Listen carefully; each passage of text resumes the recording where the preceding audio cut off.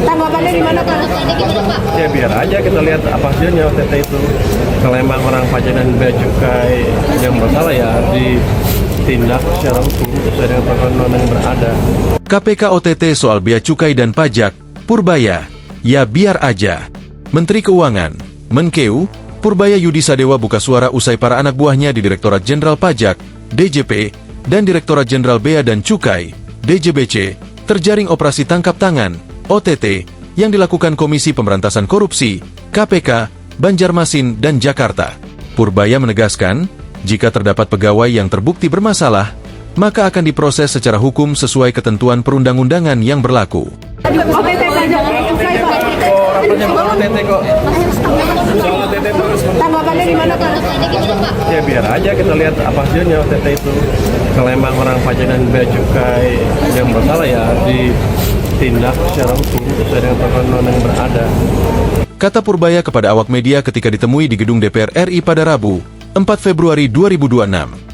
Meski demikian, Purbaya menekankan Kementerian Keuangan tidak akan meninggalkan pegawainya begitu saja meski tengah terjaring kasus. Ia memastikan pendampingan hukum tetap diberikan kepada aparatur yang terlibat, namun pendampingan tersebut tidak dalam bentuk intervensi terhadap proses hukum yang sedang berjalan. Tapi gini, saya tidak akan melepaskan anak buah saya sendirian begitu aja kan. Akan ada pendampingan hukum dari Departemen Keuangan, tapi tidak dalam bentuk intervensi hukum. Itu kita temuin aja sampai prosesnya selesai.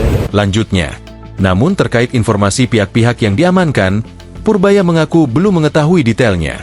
Menurutnya dampak OTT terhadap kinerja Direktorat Jenderal Pajak dan Bea Cukai, ia menilai justru menjadi momentum perbaikan.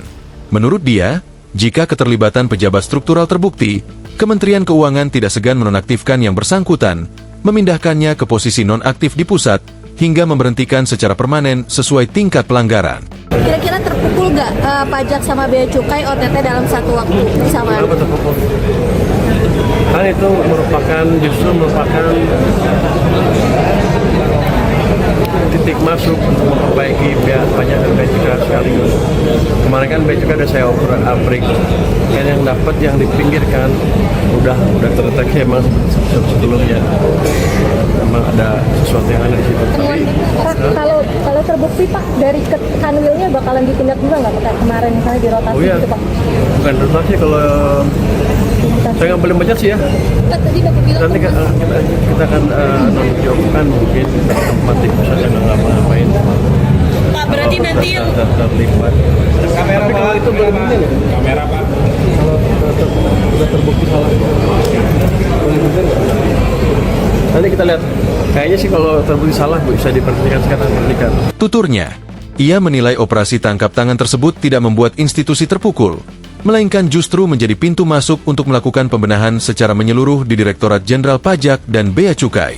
Purbaya menyebut, pembenahan di Direktorat Jenderal Bea Cukai sebenarnya telah dilakukan sebelumnya, di mana indikasi pelanggaran sudah terdeteksi lebih awal dan menunjukkan adanya kejanggalan pada sejumlah titik tertentu. Kita lihat juga mungkin hari ini ada yang di OTT di Banjarmasin dan di Lampung, yang disergap oleh KPK ya. Ini mungkin shock terapi bagi pegawai kami, ujar Purbaya di Kompleks Parlemen, Jakarta, Rabu, 4 Februari 2026. Sebelumnya KPK mengadakan operasi tangkap tangan, OTT, terhadap pegawai Dijen Pajak di Banjarmasin, Kalimantan Selatan.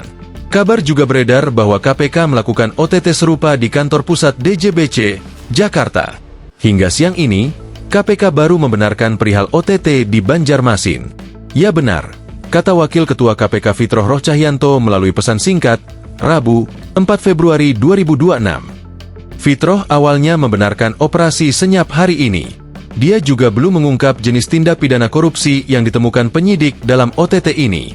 Fitroh juga belum mengungkap barang bukti yang disita dalam OTT tersebut. Benar, ujar dia. Download Tribun X sekarang, menghadirkan lokal menjadi Indonesia.